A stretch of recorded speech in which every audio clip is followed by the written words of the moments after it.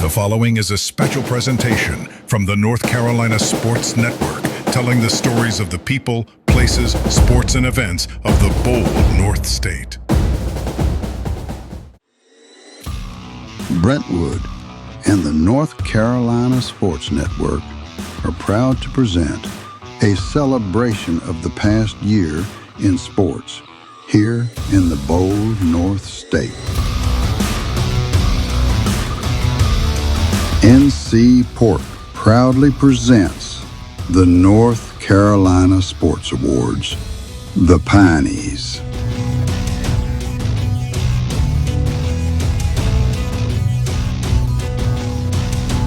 Let's meet our finalists. Team of the Year, presented by Atlantic Tire and Service.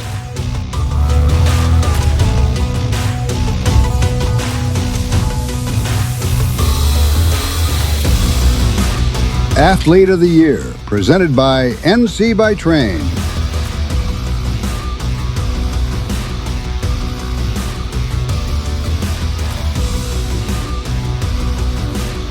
Coach of the Year, presented by STIFEL, the Founders Group.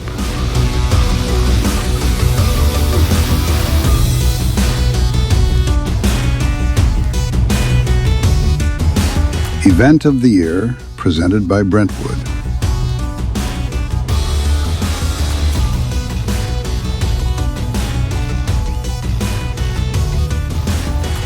Moment of the Year, presented by Jimmy's.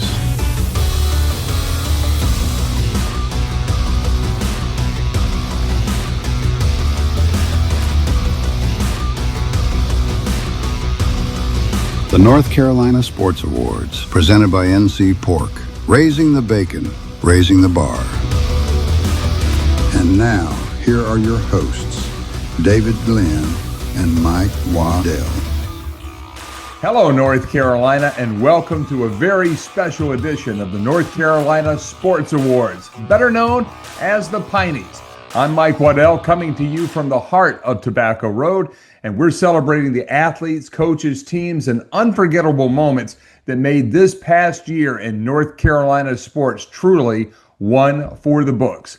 And none of this would be possible without our presenting partner, NC Pork. From Murphy to Manteo, they fuel our farms, our food, and tonight, our fun.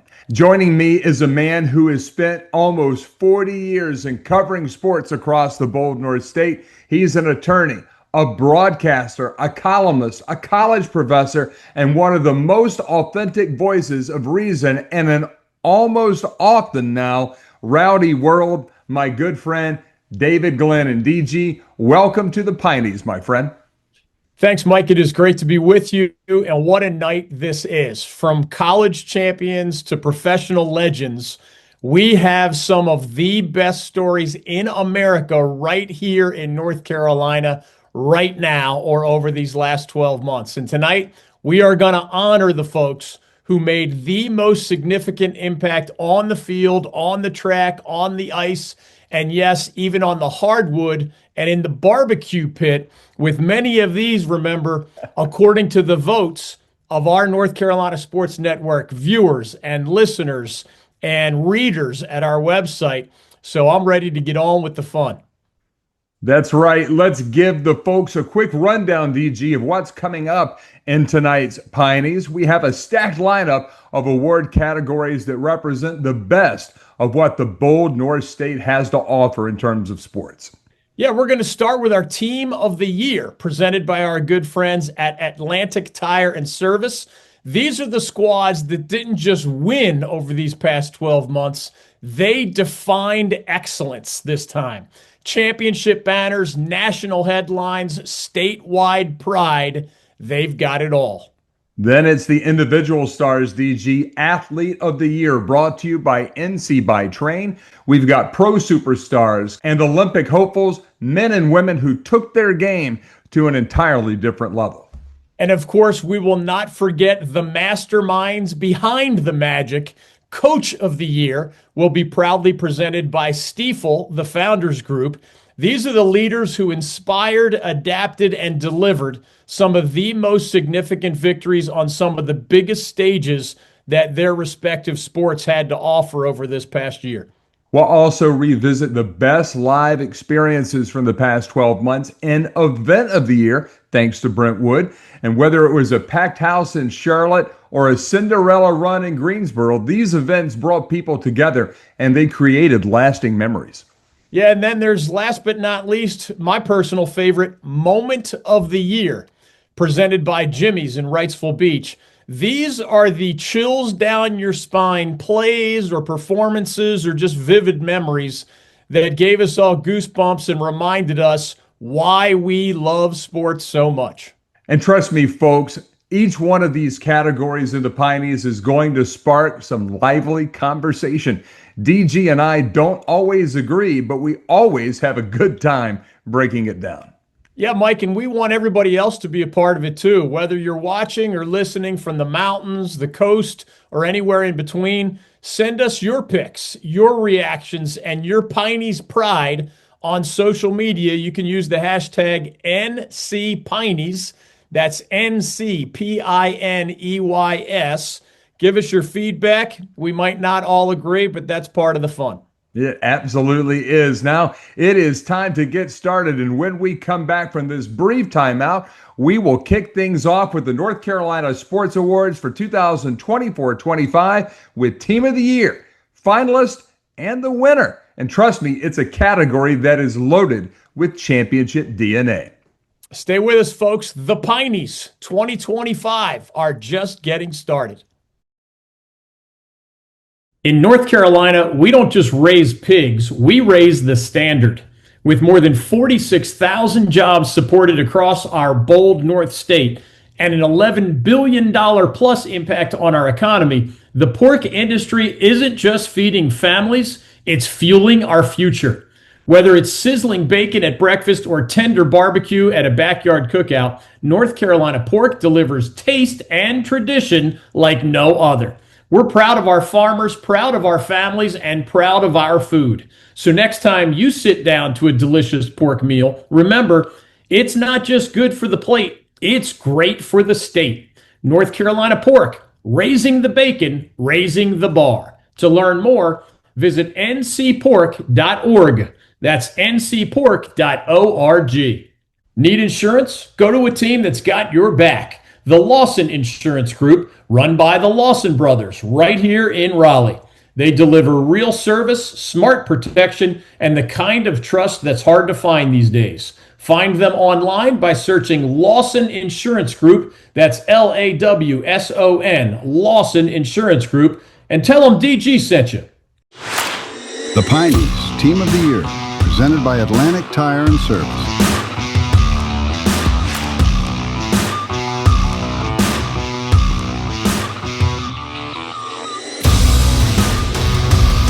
Here to help us break down this elite group of nominees is my longtime friend and colleague and business partner, David Glenn, a sports journalist, analyst, and co-founder of the North Carolina Sports Network. It is great to be here with you, Mike. This category might be the deepest we have ever had. These teams did not just have good seasons, they in many cases made history. Let's kick things off on the ice. The Carolina Hurricanes back in the Stanley Cup semifinals this year. David, this team just keeps on delivering for Canes Nation, doesn't it? Yeah, the Canes are now firmly established as one of the NHL's most consistently successful franchises. Under the combination of the owner, Tom Dundon, and the head coach, Rod Brindamore, they have made the playoffs 7 years in a row now.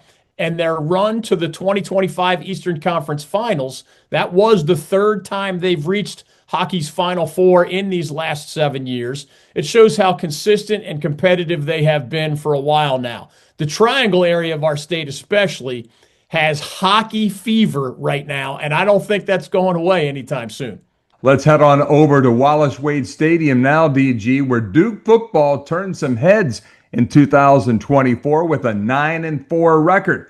That was tied with the second most wins in Duke football history. David, what stood out to you about Manny Diaz and his first edition of Imps? Well, Duke football in general has really turned a corner. First under our good friend David Cutcliffe, then Mike Elko for 2 seasons, and now Manny Diaz. The Devils have gone from being kind of a long-time afterthought in the ACC on the gridiron to a team that nobody wants to play. And the culture change, the physicality, the belief, it all came together in the 2024 season. This past fall marked only the 8th time ever that Duke has won 9 or more games on the gridiron, and that just underlines the special nature of Coach Diaz's first season in Durham. We'll keep it right there in the Bull City, and from the gridiron, we now go to the hardwood. And Duke men's basketball had another incredible run, 35 wins, an ACC title, and a trip to the Final Four. David, they just keep reloading under Coach Jon Scheyer. That's right, Mike. The Devils under Coach Scheyer did not just have talent this past season. They had chemistry and leadership too. And remember, with guys like 17-year-old freshman Cooper Flagg, that was his age at the start of last season, with him stepping into the national spotlight, this Duke team played with poise beyond its years. And 35 wins, man, that is tied for the second highest total in the history of that proud program. Just a massive season for the Royal Blue. David, you know I love the small schools, so we got to give some love to High Point. Their men's basketball program, a breakout season, 29 wins, a Big South tournament championship, and their first ever trip to the NCAA tournament as a Division I program. What did that mean for the Panthers? Well, it meant everything for that school, that program, and that community. High Point was one of the best stories in all of college basketball this past season. The second-year head coach there, Alan Huss, galvanized the team, the campus, and the city. That 29-6 record was not a fluke. They played fast, competent, and confident, and they were truly brilliant offensively, especially. Their NCAA tournament bid, Mike, was also historic in the sense that it marked the first time the Panthers had qualified for the big dance in their 26 years as a Division I program. That is why they're one of our finalists for Team of the Year. Another great team is on the track. Team Penske, the Charlotte-based NASCAR powerhouse, finished with Joey Logano and Ryan Blaney going 1-2 in the final standings. That is absolute dominance. Yeah, Mike, as a NASCAR guy yourself, you know this better than I. It is rare to see that kind of 1-2 punch in that sport. Team Penske raised the bar again in 2024. Logano and Blaney were models of consistency and a credit to Roger Penske's leadership. North Carolina is NASCAR country after all, and that team delivered in a huge way last year. Another team that delivered, UNC women's soccer. They brought home an NCAA championship in 2024 under first-year coach Damon Nahas. That is pressure, and the first-year mentor delivered for the Tar Heels. Yeah, it's another huge story. When you take over for a legend, it is not easy. But Coach Nahas put his stamp on that program quickly. The team responded beautifully. National champions with that trademark Tar Heel excellence on display on the pitch. And doing all of that in year one under a new head coach, that is just incredible. That was in the fall, but in the spring, the ACC brought home another championship. We can't forget Wake Forest and their men's tennis program, 40-1 overall, a perfect 33-0 regular season. And the Demon Deacons capped it off with a national championship. David, that is a juggernaut. Yeah, the Demon Deacons were almost untouchable in men's tennis this year. Dominant in the ACC, as you mentioned, dominant nationally. Coach Tony Bresky has built a machine in Winston-Salem. This was his second NCAA title for a program that had never won even one of them before his arrival as head coach. That was not just a title run, it was one of the better seasons in the history of college men's tennis. As impressive as all of those teams were, and they were certainly impressive in the 2024-25 season, there can only be one winner. This year's North Carolina Sports Awards Team of the Year, presented by Atlantic Tire and Service, is the UNC Tar Heels women's lacrosse team. And what a choice, Mike. The 2025 UNC women's lacrosse team did not just win a national title. They went undefeated, 22-0, swept the Atlantic Coast Conference, and then steamrolled through the NCAA tournament. The Tar Heels' dominance was almost clinical in nature, but what impressed me most was their unity and their mental toughness, even as a relatively young group with a lot of freshmen. This was not just a great team, this was a historic one. And they not only won our statewide Team of the Year honor, Mike, they are a national finalist as we speak this month in ESPN's annual ESPY Awards as well.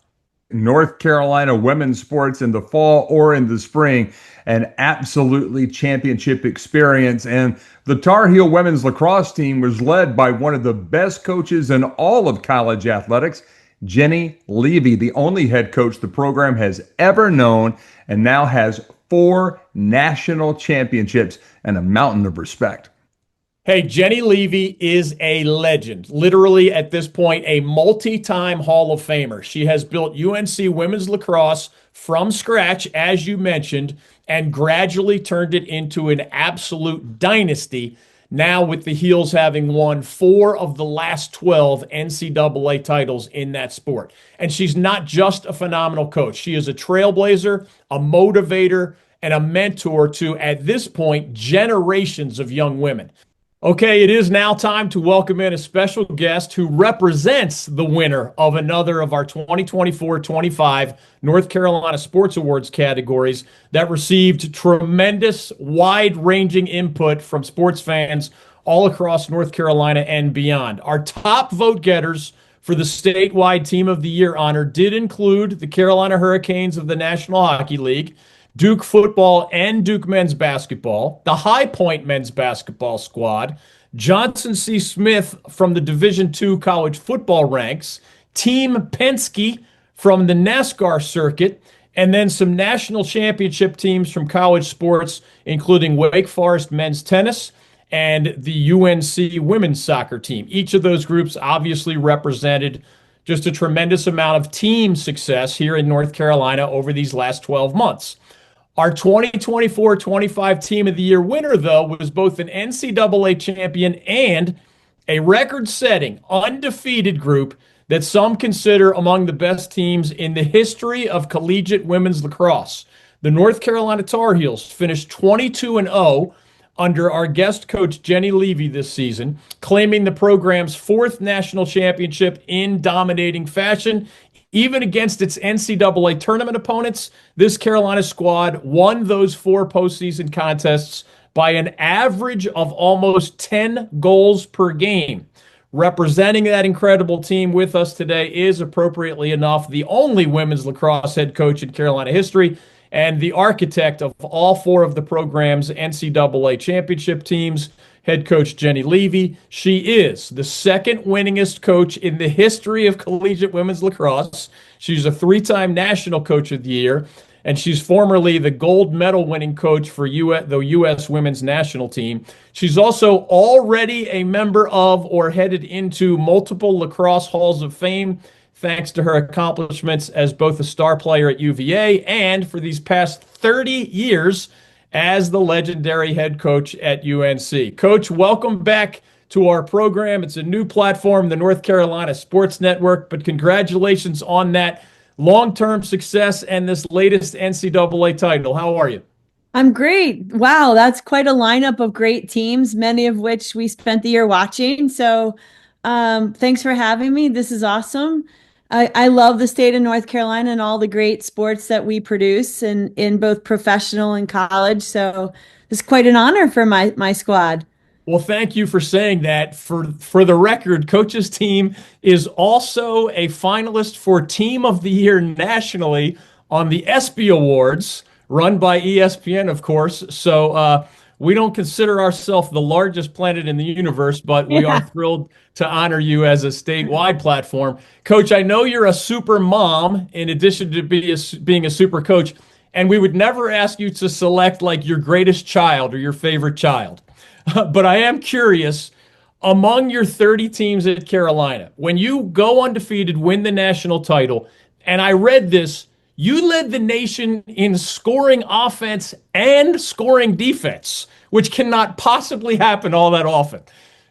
Are you willing to say out loud, or is it like blasphemy to say that this group was your best team in those 30 years? Wow, I don't know. It's really hard to say, but I will say it is our youngest group that has ever won a national championship. So, although we had great seniors and really great leadership this year, our players, our freshman class, and then our sophomore class, and we had a lot of players out last year.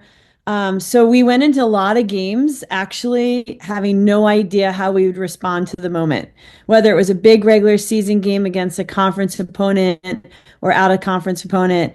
Getting into the ACC championship game, we kind of went in like, well, we'll see what happens. We win that. And then we rolled into NCAAs and we're like, well, we're either going to go undefeated and win the national championship or we'll end the season with one loss. And each game gets more intense as you make your way through the tournament. And we took we were down 4-2 against Florida in the semis. And next thing you know, my team like pumped in 18 goals. I'm like, okay, that's how we're going to play. And then we go, roll into the championship game and, the staff was pretty relaxed. The team was relaxed. They had a good time. But it is the youngest team that I've had win at this level. And it was I wouldn't say it's stress-free. It's a lot of hard work, but it was a really enjoyable year. So give us an idea. We have in history and a variety of sports, Dean Smith, if he thought he had a particularly special team at Carolina in men's basketball, he would even in the preseason, put a photo of the New Orleans Superdome in the players' locker room, which is basically saying, hey, guys, it's hard to win a national title, but I believe on day one that this group at least has that potential. Give us an idea over this. I kind of think of it as like a 5 or 6 month journey. We see you raise the trophy in the month of May. Take us back to January, like the early week of practice preseason. Do you already know I probably have one of the better teams in the country? Or is it more of like an evolution where there's stops along the way where you say, wow, like this group may be capable of raising that trophy?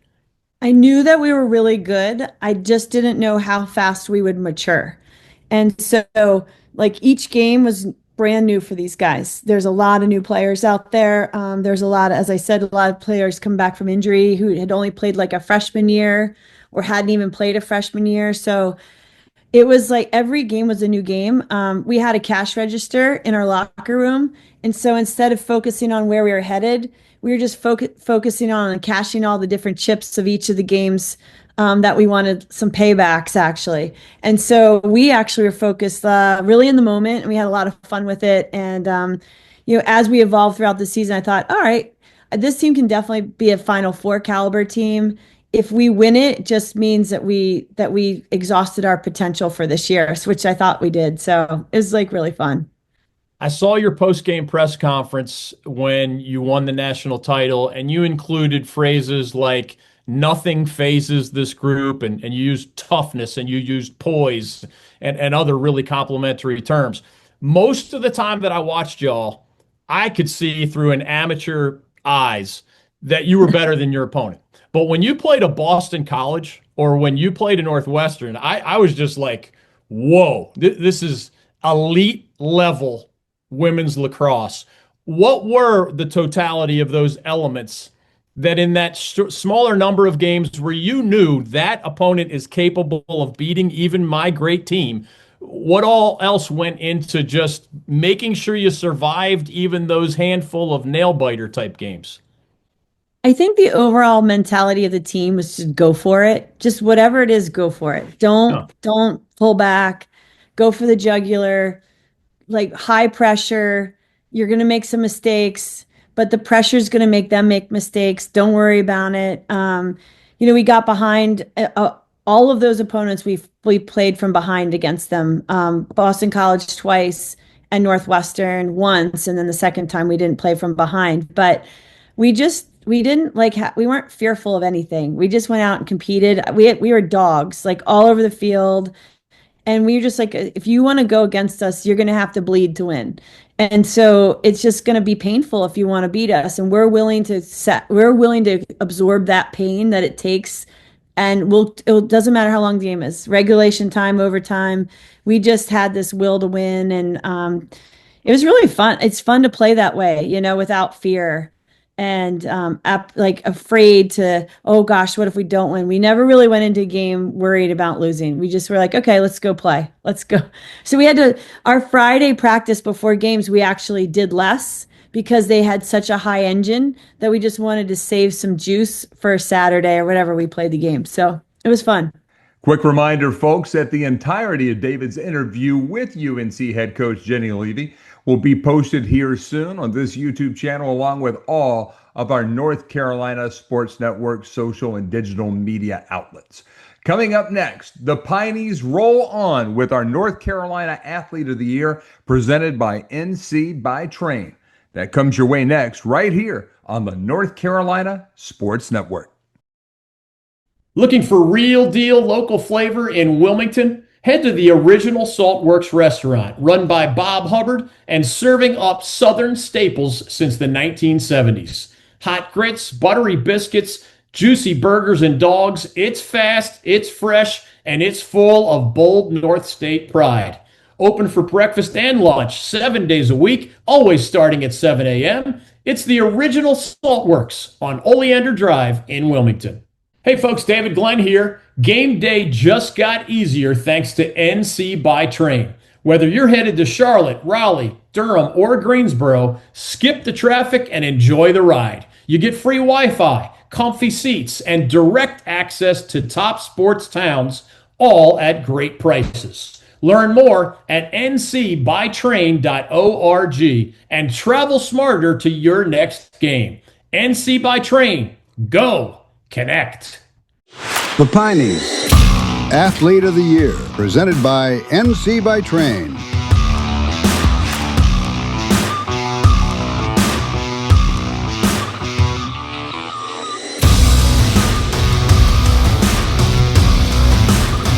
Welcome back to the North Carolina Sports Awards, the PIneys, brought to you by our friends at NC Pork. I'm Mike Waddell, and I'm joined as always by our lead analyst and longtime friend of North Carolina sports, David Glenn. And DG, this Athlete of the Year category is absolutely stacked. Yeah, Mike, no doubt about it. This year's nominees represent the absolute best in sports, not just in North Carolina, but also on national and even international stages, from NASCAR and the PGA Tour to the NFL, NHL, MLS, NWSL, and of course the college ranks. These stars have truly shone. Let's hit the starting grid, David, and we'll start with a home state hero, William Byron, NASCAR star and Charlotte native, back-to-back Daytona 500 wins, and that is a rarity in NASCAR. Extremely rare, Mike. William Byron just became the fifth driver ever to win the Daytona 500 in consecutive years. And that's Daytona, remember, the Super Bowl of NASCAR. And for a young man who once raced on a simulator in his childhood bedroom to become a dominant force on the track, that's just a North Carolina success story through and through. We go from racing to golf, and next up, Ben Griffin on the PGA Tour. He's gone from journeyman to breakout star. 2 wins this season and a spot in the top 10 on the money list. Tell us about Ben Griffin's climb, DG. Yeah, his story is phenomenal. He was a superstar at East Chapel Hill High School and then again at the University of North Carolina in Chapel Hill. But just a few years ago, Mike, he was out of professional golf almost entirely and working as a mortgage loan officer. So now he's a multi-time winner on the PGA Tour, as you mentioned, and he's one of the best young American golfers on the planet in the top 10 on this year's money list here in 2025. It is just a stunning story of Tar Heel grit and perseverance. Hey, you talk about grit, you have to mention the massively talented running back Omarion Hampton, a bulldozing runner for the Tar Heels football team, All-American, first-round draft pick. What did he mean to Mack Brown's final edition of the Tar Heels last fall? Just about everything. He was their best player. He was the heartbeat of that Carolina offense. He rushed for more than 1,600 yards, dominated in the red zone, and was a leader in the locker room, too. And then he became UNC's first running back drafted in the first round in 40 years. Wow. Omarion Hampton, a big-time talent who actually also played his high school ball here in North Carolina as well at Cleveland High in Clayton. We go from the college gridiron to the National Football League, and J.C. Horn made the Pro Bowl for the Panthers. David, how big was that for him? And this franchise that is just looking for some daylight out there, and Horn certainly provided it last fall. Yeah, it was basically a step in the right direction, right? J.C. Horn had some injury setbacks early in his career, but in 2024, he finally put it all together. Lockdown corner, physical, smart. He and the defensive tackle, Derek Brown, were two of the few bright spots for the Carolina Panthers in what we all remember as a very tough 2024 season. They could be the cornerstones as the franchise attempts to ascend the NFL ladder this fall. Let's roll back to Chapel Hill and Chloe Humphrey, a freshman phenom for UNC Women's Lacrosse, the National Player of the Year, a national champion, an NCAA tournament MVP. That's a lot for anybody, but especially a freshman. Yeah, and well-deserved. Chloe Humphrey was electric last season for anyone who didn't see her play, and she was coming off a redshirt injury campaign, which makes it even more amazing. She played with maturity beyond her years, scoring goals in bunches, setting up teammates, and leading the Tar Heels to yet another national title in that sport. She was the first freshman ever to win the National Player of the Year honor in women's lacrosse, and that certainly qualifies her, in my eyes, as the future of that sport at the college level. On the soccer pitch, two of our in-state pros earned national honors last season. Let's start with Christian Conlina, the Charlotte FC goalkeeper who was named 2024 Goalkeeper of the Year in MLS.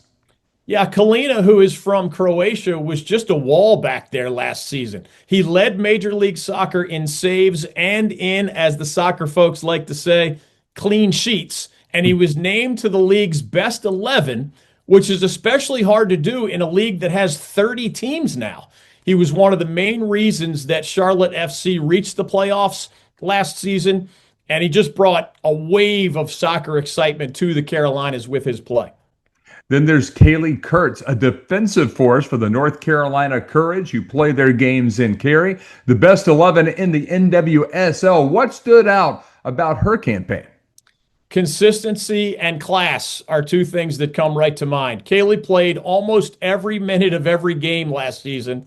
She anchored the Courage's back line, and she continues to be, here in 2025, one of the most respected defenders in all of women's soccer. She is an absolute pillar of that franchise and one of its leaders on and off the pitch.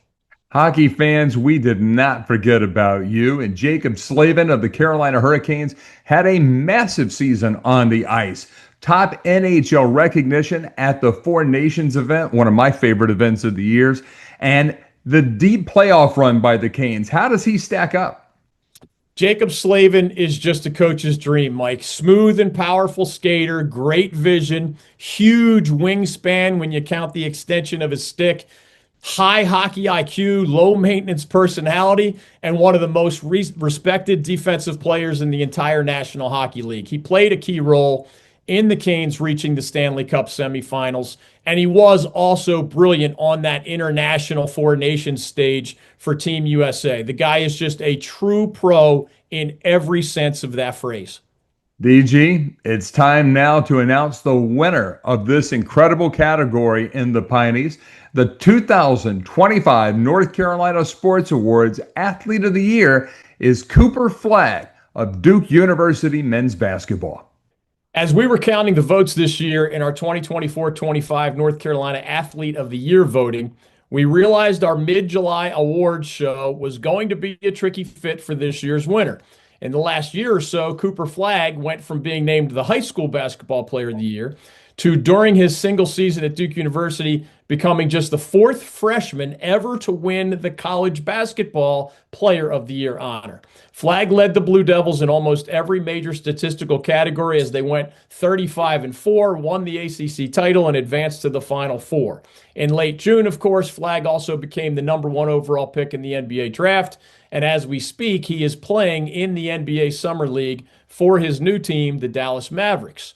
Joining us now as a special guest on this year's edition of the PIneys Awards is the man who helped recruit Cooper Flagg to Duke and served as his positional coach this past season, Chris Carrawell, who was the ACC Player of the Year himself for the Blue Devils back in the year 2000. He's been the associate head coach of the Devils for these past 4 seasons, first under Mike Krzyzewski and these last 3 years under John Shire. Coach Carrawell, welcome to the North Carolina Sports Network. How are you? I'm fine. Thanks for having me, guys. Thanks for having me. It's great to have you. Hey, when the NBA scouts asked you about this massive investment they were about to make in this year's draft picks, what they would be getting in Cooper Flagg, what sorts of things did you tell them? Some guys have it. Some guys have it, Dave. Like, just what is it? Like, is it how high he jumps, how fast he is, his IQ? And he has all those things, but it's just some kids that come around every once in a while. They just have it. They just have it. He has all the intangibles. He was a great teammate, which, I didn't expect that, to be honest with you. I didn't expect him to be such a great, humble teammate. I mean, he's the guy at the party. He's with the cool guys. The guys who are not so cool, he's hanging with them, and he brings them all together. So I said, the impact that he has is beyond basketball. It's just he just impacts a team, and the reason why our team was so close this year. I mean, we had a great team record-wise, but those guys, I mean, it was like old school college where you got guys that hang out. They hung out at parties. They hung out in the training room after practice. And he was a big part of that. Huge reason why. What do you remember most about the first time you saw Cooper play basketball, either on video or in person? I saw him when he was 15. I want to say we were in Augusta. He was 15 years old, so he wasn't even in the main gym yet. And it was like this kid, he's from Maine, and he's running and jumping and dunking like he's 20 years old. And so you're like, okay, but he's 15, playing against other 15-year-olders. He's advanced. He's good. Well, let's keep an eye on him. Yeah. And then you saw his skill. He was so coordinated. I think a big thing with young guys who are that tall and able to move that way, it gives them an advantage. So he was really smooth at that age. And then you start like, okay, start watching him. Then you come back and see him at 16. It's like, are you kidding me? This guy has the goods. And he just, every time you saw him, that he got better. He was better. And he had the wow factor.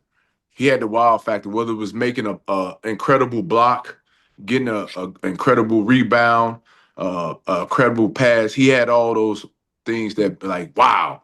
I would say that the thing I love most about him, and in the recruiting, I told in Maine, he has a big support staff. Like, everybody in Maine loves Cooper Flagg, and he got So we talked about it.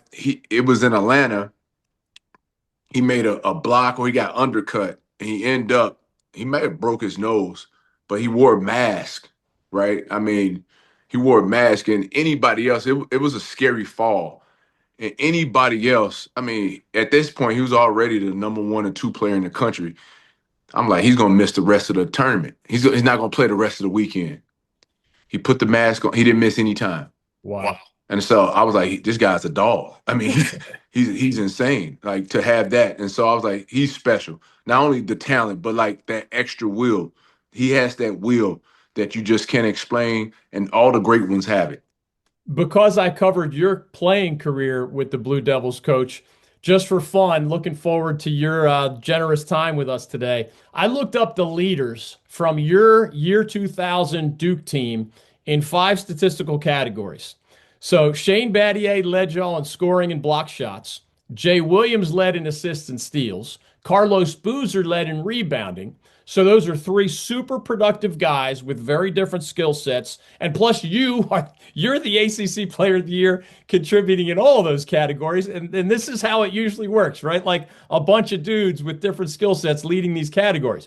This past season, Cooper came within one block shot of leading Duke in all five of those major statistical categories. And it's not like he didn't have a bunch of great teammates, obviously. Five of them just signed pro basketball contracts.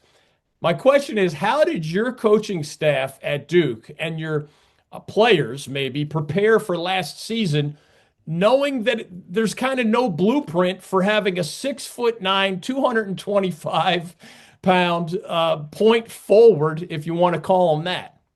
Right. I think Coach Shire did an unbelievable job. He has to get a lot of credit, to be honest with you. And I don't think people are talking about that enough, because we have this talent in Cooper Flagg. It's a lot of pressure. Coach Shire being a young coach, our staff, like, it has to work for Cooper Flagg. It has to work. And so we were really intentional in how we built around him. We knew his talent. We knew he could do everything on the basketball court. So on the offensive end, we wanted to surround him with shooting, right? So he can play in space. We knew he was a great passer as well. So, his biggest strength to me right now is getting to the basket. Okay, so now he needed a lob threat, right? Yeah. So they could play him on it. So if he was to drive and they plugged, he had shooters to keep the space. If he was to get by, now he has a lob threat. So what are you gonna do? You gonna play man-man, come on at the rim, or you gonna let Cooper Flagg go by? And so John did a great job of just building the team around him, his talent, his skills. And so what you saw was a player who, as he got more comfortable with his teammates, I mean, he really started to take off. If you think about the first part of the year, he was playing really good. He was still 17. Yep. That's amazing, right? But Yep. then once he started to learn his teammates, where his shots would come from, a lot of work through watching video, where guys would plug on him, where he can make those reads, you saw his game really take off. And I just want to credit Shire to surrounding him with the right team.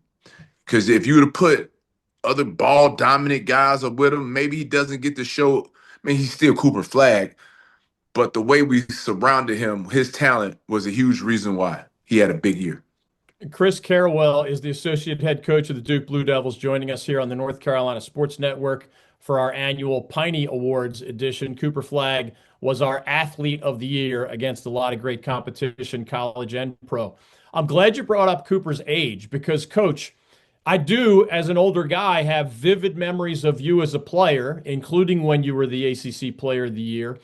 And part of that memory is that you struck me as a man out there on the court. If I remember correctly, you were about 22 years old at the time Yes. as a Yes. senior with Yep. the Blue Devils.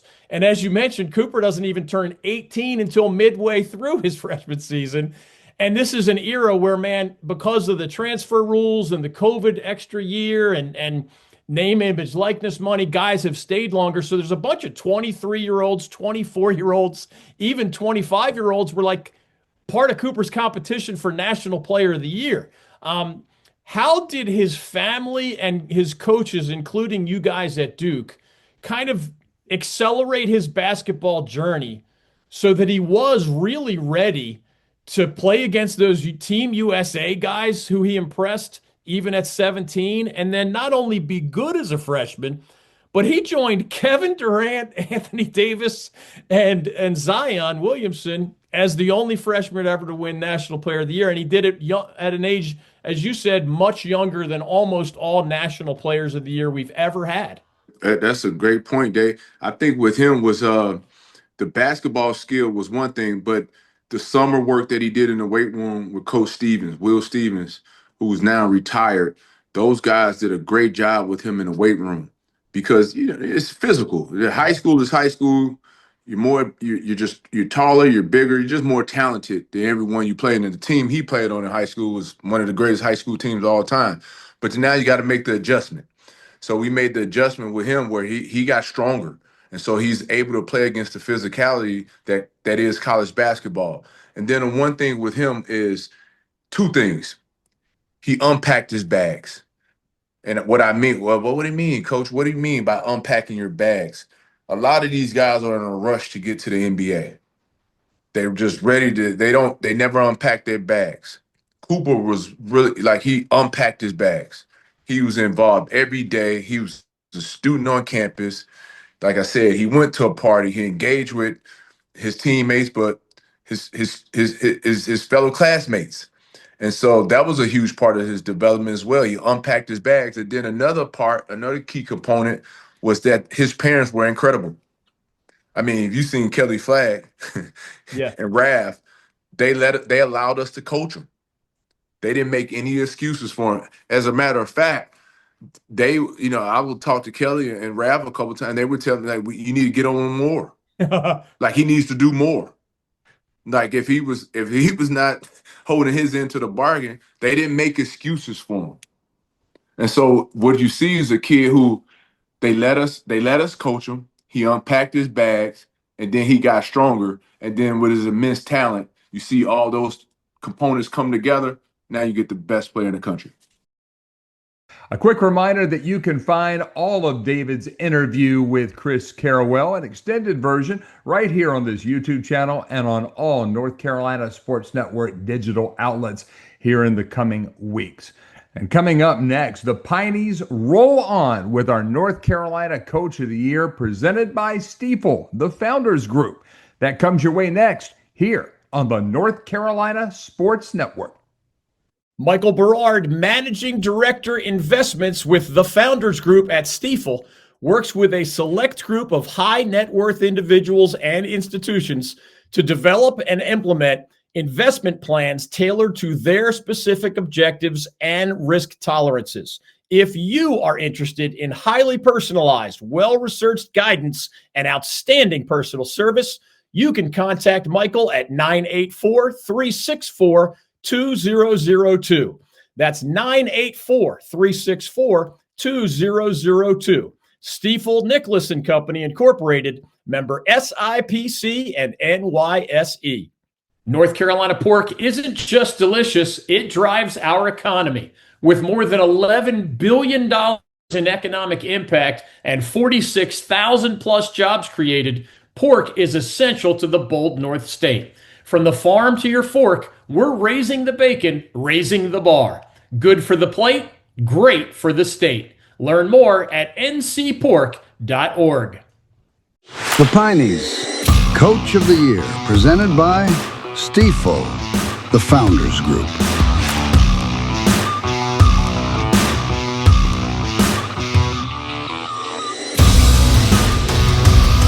Welcome back to the North Carolina Sports Awards, the PIneys, here on the North Carolina Sports Network. It's all brought to you by our foundational partner, NC Pork. It's good for the plate and great for the state. Over $11.6 billion of annual economic impact and over 46,000 jobs. The pork industry, certainly the backbone of this bold North State economy. And DG, this Coach of the Year field is certainly loaded as well. No doubt about it, Mike. When you look at these names and what they accomplished this past year, it is a who's who of coaching excellence in the state of North Carolina and beyond. Picking just one winner for any of us, that was no easy task. No easy task, but the first nominee is the first ever guest on the North Carolina Sports Network, the head coach of the Canes, Rod the Bod Brindamore. DG, Rod keeps finding ways to elevate this franchise. What stood out for the Canes this season? Yeah, well, Rod Brindamore led the Canes to the Stanley Cup Finals again, and along the way, he became the fastest head coach in NHL history to reach 300 victories. He's not just a great motivator, he's an elite culture builder, and he's as universally respected as anyone in the entire National Hockey League. Over at Wallace Wade Stadium, Manny Diaz, in his first season as the Blue Devils head coach, notched a 9-win season. That is rare air in Durham, and it turned some heads. Absolutely. Duke went 9-4 in 2024. That was tied for the second most wins in program history in Manny's first year, obviously. And remember, He took over after Mike Elko's departure. He was hired after the transfer portal had opened, and nevertheless, he still managed to keep the Duke football train rolling. His defense was particularly superb. The culture was right, and Manny and his staff made a huge, positive, immediate impact in Durham. College football in North Carolina was really strong last year, depth across the board. None better than Johnson C. Smith out of the CIAA. Maurice Flowers is their head coach. And last year, the Golden Bulls got off to a really strong 8-0 start. And that got people talking for the first time in decades about Johnson C. Smith football. It sure did, Mike. First 8-0 start in program history, and the Golden Bulls climbed higher in the Division II national rankings last fall than ever in the history of their program. Coach Maurice Flowers has revitalized what had been a previously downtrodden program for quite a while. It was one of the best feel-good stories in all of North Carolina football last year, really at any level, and obviously a real source of pride for that university and that HBCU program. Speaking of breakthroughs, how about Alan Huss and the High Point Panthers men's basketball program? Yeah, we mentioned earlier the Panthers went 29-6, won the Big South Championship, and made that first ever NCAA tournament appearance as a Division I program. Coach Huss actually recently left to take a job at his alma mater, Creighton, with the idea that he'll be the Blue Jays head coach in the not too distant future. And obviously we wish him well there. But before he left, he took the High Point program to places it truly had never been before. And I mean both literally and figuratively. Now over to Chapel Hill, where Jenny Levy continues to set the standard in women's lacrosse. David, this might have been her best year yet. Yeah, we saw Coach Levy earlier, and we encourage folks to check out that longer form interview. But in her entire highly decorated 30-year career at this point, this is about as good as it gets. It was a perfect 22-0 season, ACC champs, national title for the UNC women's lacrosse team, and obviously it was our Team of the Year honor here at the North Carolina Sports Network. I'm not sure we let the same people win Team of the Year and Coach of the Year, but she was the ACC Coach of the Year. And get this, she's going to be inducted later this calendar year into the IWLCA Hall of Fame. She hasn't just built a dynasty, she has cemented a truly legendary legacy in Chapel Hill. Over on the soccer pitch, NC State graduate Damon Nahas took over the reins for North Carolina women's soccer, and all he did in his first season, DG, was win a national championship. Yeah, all he did, right? He follows Anson Dorrance, a legend, and doesn't miss a beat. The Tar Heels won the 2024 NCAA title, and Nahas guided the program with poise and purpose from the beginning. He was the first-year interim head coach as he won the national title, and that obviously led UNC to remove that interim label. That right there says it all.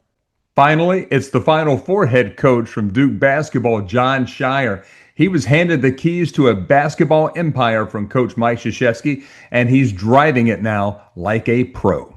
Yeah, 35 wins and only 4 losses, ACC champion, trip to the Final Four. That actually earned Jon Scheyer some of the National Coach of the Year honors in 2025. It is not easy following any legend, much less Coach K, but Jon Scheyer has found a way to honor that legacy while forging his own. It's only 3 years into his tenure at this point, and he already has essentially everything except a national championship on his coaching resume. That is incredible. Man, this Coach of the Year category is absolutely packed with talent, some young talent at that. But as impressive as each of these nominees is, there can only be one winner of the PIneys. And the 2025 North Carolina Sports Awards Coach of the Year, as voted on by our statewide fans and panel of experts, is Tony Bresky, a 2-time national championship head coach of Wake Forest men's tennis. Yeah, Mike, and we mentioned it earlier. What a season. 40-1 overall, 33-0 in the regular season, ACC Coach of the Year, and most importantly for these purposes, the 2025 NCAA champion. Coach Bresky has built an absolute juggernaut in Winston-Salem. His team was dominant, disciplined, and nearly perfect in the end. And what makes it more impressive, he achieved it in a sport where national championship team titles are scarce. Wake Forest was simply the best, as that old song goes, and Tony Bresky deserves every ounce of this honor. Okay, without further ado, it is time to welcome in the winner of one of our 2024-25 North Carolina Sports Awards categories that received the most input from sports fans across North Carolina and beyond. Our top vote getters for the statewide Coach of the Year honor included Carolina Hurricanes hockey coach Rod Brindamore from the professional ranks, and both Duke men's basketball coach John Shire and UNC women's lacrosse coach Jenny Levy from the major college level. There also were a lot of votes for a lot of successful leaders from other rungs in the NCAA ladder, including Johnson C. Smith football coach Maurice Flowers, who led that Division II program to its highest national ranking in school history. Our 2024-25 Coach of the Year winner, though, was both a 2025 national champion with his team and his sport's 2025 National Coach of the Year. And he has a very interesting life journey that we hope to explore a bit with him as well. Wake Forest men's tennis coach Tony Bresky grew up in Canada, didn't start playing tennis until he was 13 years old, but he fell in love with the sport and ultimately became a star player at Western Illinois University, a school that inducted him into its Athletics Hall of Fame back in 2015. After college graduation and a brief professional tennis career, he earned an MBA degree and initially worked in the finance world, but he quickly returned to tennis, first as a private coach in the greater New York City area, then as an associate head coach who helped build the Virginia Cavaliers into a national power. He became a head coach for the first time in 2010 at Cornell University, which he led to the best season in that program's history. When Wake Forest hired Coach Bresky in 2011, the Demon Deacons had never won an NCAA team or individual title in men's tennis. Now they have both, including 2 team titles in 2018 and now here in 2025, along with a long and impressive list of other achievements. Congratulations and welcome, Coach Tony Bresky, on being voted the North Carolina Sports Network's 2024-2025 All Sports Statewide Coach of the Year. How are you, Coach? I'm good. Thank you. I appreciate that. Holy cow, that's quite the intro. You know a lot. Well, that's a pretty good competition too, right? I was wondering, given your 14 years here in our state, just as on a human level, before we get to sports, you and Christine got married during this time. You've had 2 daughters during this time. You had those 2 national titles during this time. You have this National Coach of the Year honor, among others, and our little trophy as well. Is it possible that the reality has exceeded whatever dream you might have had in the fall of 2011 when you arrived in Winston-Salem? Yeah, I mean, let's be honest. Let's give all credit to Christine, right? Like it wouldn't happen without her. So none of it was there before she got here. So maybe she's the lucky charm that's kind of help push this over the top. So no, it's been a great run and a great ride. Certainly you got to have a lot of things to go your way when you accomplish stuff like this, and we feel very fortunate and very happy that we were able to pull this off this year. One cool part of your story as well is that you have described your parents back when you were growing up in Canada as not very competitive people, at least when it comes to sports. And yet everybody who knows you personally says your competitiveness has been central to your success, both as a tennis player back in the day and also as a coach. What do you remember about how you were wired as a young athlete playing multiple sports?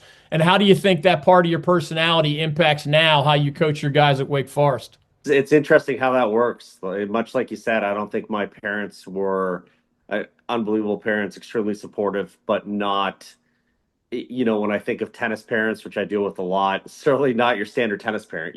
For them, it was more like, okay, if I wanted to go play, I'd go play. If I didn't want to play, I didn't play. If I lost, mom's like, okay, what do you want for dinner?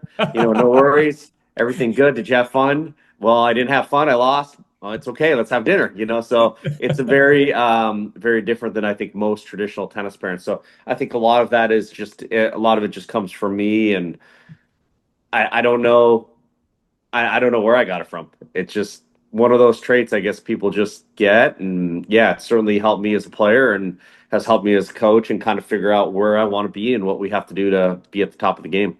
You talk about with your guys helping them learn to overcome adversity. You have to do that in life. After leaving Wake Forest, you certainly have to do that during the more competitive matches. Give us that bigger picture. By the time you get these young folks, it's probably more evolved than it was when you were a 17-year-old young man, where, of course, you're still teaching technical aspects of tennis, but probably a lot of that is in place by the time you get them. So is coaching even more about some of these human elements than it is the techniques of tennis? For sure. I think especially at our level, right, we're not getting a lot of development guys that need help with their technique at this point. They're not going to come to a Wake Forest. This isn't going to be a spot for guys like that. There's places in college for players like that. We're obviously getting some of the best players in the country, best players in the world, right? That already have an established track record that want to be professional tennis players. So I think a lot of the coaching, what I always say is at this level and even at a higher level, sometimes players are overcoached, but yet undertrained, right? In that the training part, the physical aspect, the fitness, the time on court, the mental side of it, the volume that you have to put in, the matches that you have to play. That is something that we have to teach the guys, and I think a lot of times that translates to what happens in the real world post college. I mentioned, Coach, covering this league for so long. The ACC was almost 60 years old. It's now 72. And at that point, 12 or 13 years ago, no ACC school had ever won the NCAA team title in men's tennis. And now the Atlantic Coast Conference has produced 8 of the last 12 champions, if my math is right. Your former school, UVA, has won 6 of those. You at Wake Forest, under your leadership, has now won in 2018 and now 2025. Is there any way to summarize that extreme turnaround from the first 59 years to the last dozen or so years? Yeah, well, in those 59, I can't remember the exact year, somewhere around year 53, 54. When I was at UVA, we were undefeated one year going in the number 1 seeds, and we lost in the semis. So that's that one I don't forget. But I think, honestly, for the last, I think probably, I'd say about 15 years here, the ACC has been the best conference in the country as far as, the top end. This year was actually, in my opinion, the best year the ACC's ever had. There was a point in time where I think we had maybe 7 top 20 teams and five teams in the top 10. Honestly, I thought we could have, as a conference, even done better in the NCAA tournament. There's a couple teams that have a ton of respect for that lost a couple tight matches they could have advanced. So I think that's a tremendous advantage for us as ACC teams. As we go into the tournament, I think we're battle tested and we play each other. And you look at, obviously we had to play Stanford in the NCAA semis. Virginia lost a heartbreaker in the quarters. We could have easily had 3 of the 4 teams in the semifinals. So I think that helps us a ton as a conference, and it will moving forward as well. I mentioned earlier that we have these multiple categories in this annual awards, and it will not surprise you that your team was a candidate for the Team of the Year honor. And of course, a lot of the coaches of those teams were candidates for the Coach of the Year honor. So you could have won either one. We don't let anybody win both. But as I know, I've heard you say already, your guys and your staff are partially responsible for whether it's a small honor like we're giving you or your National Coach of the Year honor. When you think of some of the incredible numbers for your group this year, 40 wins and 1 loss, I think it was. The 40 victories being an all-time Atlantic Coast Conference record. 25 of the wins coming against ranked opponents. 7 of those coming against teams in the top 5 of the national rankings. How do you summarize what made this year's national championship group so special? we play a lot of double headers. So we play, we had a big group, so we played a lot of tennis, and it's good for our guys. I mean, I think inevitably you can't probably accomplish what we did unless you have a great group, right? Like incredible coaches around us and great players, tremendous leadership from our captains and the upperclassmen, and just guys that were fully bought in.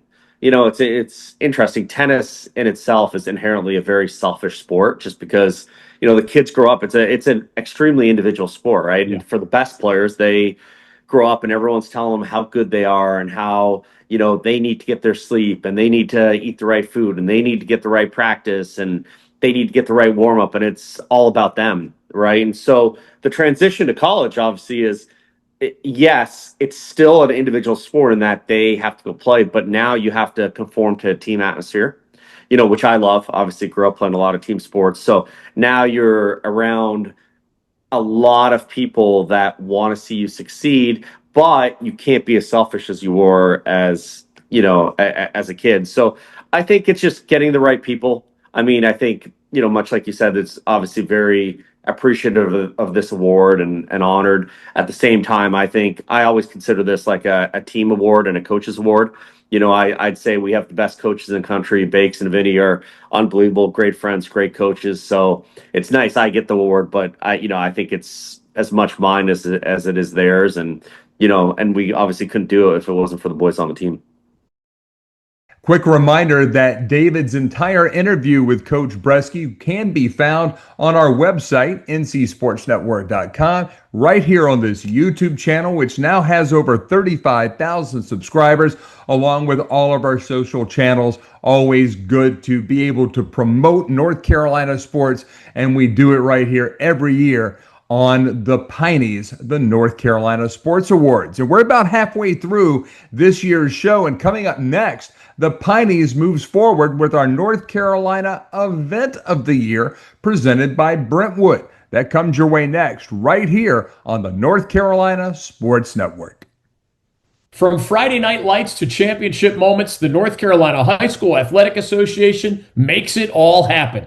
Supporting student athletes across the state, the NCHSAA is the heart of high school sports in North Carolina. Learn more and get involved at nchsaa.org.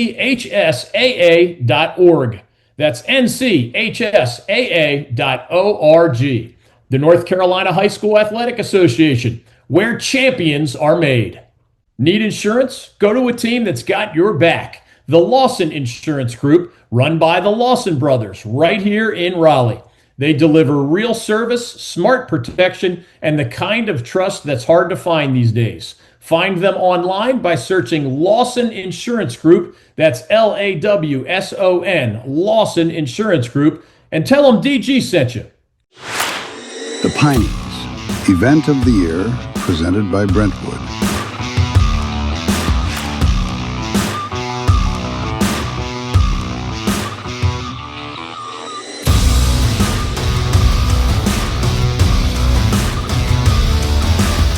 Welcome back to the North Carolina Sports Awards, the PIneys, here on the North Carolina Sports Network, brought to you in part by our foundational partner, NC Pork, raising the bacon, raising the bar. I am Mike Waddell, joined as always by David Glenn and DG. We've already talked about some great coaches and athletes and teams tonight, but now it's time to move ahead to some of the biggest events of the year. And the nominees this year in this category, again, we've said it over and over tonight, it's absolutely packed with great college, pro, global, and even some grassroots events that make it very special to be a sports fan here in the Bold North State. Let's start in Charlotte, the 2025 ACC Men's Basketball Tournament returning to the Queen City, and this time it wasn't just a one-off. DG, how significant is it that this iconic event is now entering a 5-year rotation between two North Carolina cities, the Gate City of Greensboro and the Queen City of Charlotte? Well, Mike, it's enormous for the college basketball fans of our state, especially. The ACC tournament has been an integral part of our sports DNA since the 1950s. And with Duke cutting down the nets this year, It kicked off that 5-year Carolina-centric stretch with a bang. And after years of bouncing around to Brooklyn, Washington, D.C., even Tampa years ago, it's been refreshing for most to see the ACC recommit to its roots. Charlotte delivered another gem back in March, and that's on the court and in the community. Now let's take it to the coast, Morehead City to be exact, for the Big Rock Blue Marlin Tournament. DG, last year's Big Rock event was record-breaking. What made it so special in the eyes of the sports world? Well, Mike, it started with 302 boats. For those who don't follow that stuff closely, that is a huge number. There were also 3 different $1 million+ prize payouts, huge numbers that any of us can appreciate. The Big Rock is already a legendary fishing tournament. Michael Jordan himself likes to compete there sometimes, but last year it felt like a sporting event on par with the Masters or Daytona.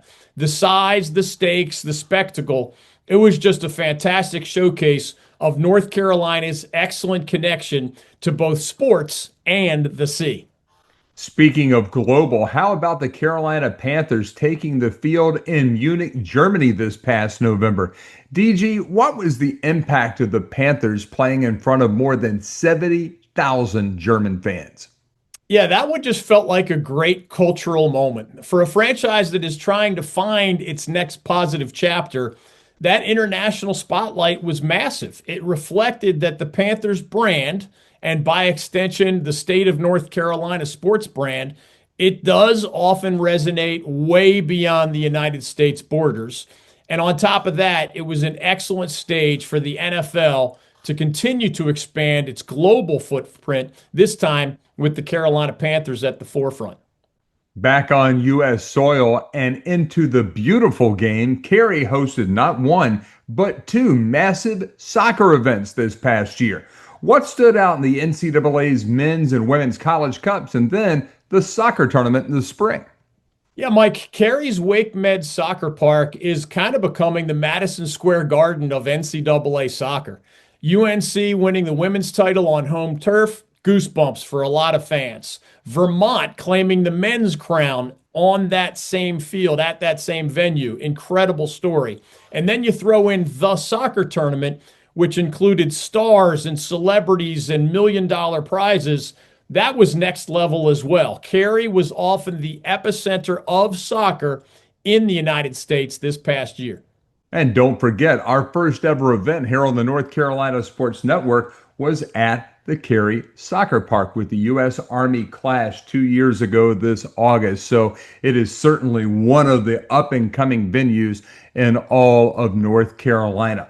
Let's not forget about the world of golf, though, David. Quail Hollow, it delivers once again, hosting the 2025 PGA Championship. What did this major event mean for Charlotte and golf fans across the bold North State? Well, Mike, when world number 1 Scotty Scheffler walks away with the Wanamaker Trophy right here in our backyard, that's a big deal. And when our state hosts the U.S. Open last year and then the PGA Championship this year, they're, of course, the only 2 golf majors that can be played anywhere in the United States. And we do that in back-to-back years. It's a really big deal for our state. Quail Hollow has proven it can host the best in golf, from the President's Cup to that most recent PGA Championship. The course, the crowd, the competition, the champion, North Carolina golf fans were treated to something really special once again. And now the moment we have all been waiting for. The 2025 North Carolina Sports Award for Event of the Year goes to NASCAR's return to Rockingham. And after a 12-year absence, stock car racing roared back to the Rock, one of the most iconic and beloved venues in the history of all of American motorsports. David, tell us why this comeback struck such a chord with race fans across the country. Well, Mike, with you being a North Carolina native, you probably understand this even better than I. And you and I and the North Carolina Sports Network were all there to see it in Rockingham as it unfolded so that we could speak firsthand about what a wonderful weekend it was. It was emotional. It was powerful. And frankly, it was long overdue. You mentioned that 12-year drought for such an iconic venue. That's a shame. Rockingham is considered by many sacred ground for NASCAR, and to see the engines fire up again after more than a decade of silence right there, with thousands of passionate fans stacked in around us, it was something special. It was not just a race. It felt like a homecoming and a nod to the past, and maybe even a hopeful look at the future of motorsports here in North Carolina.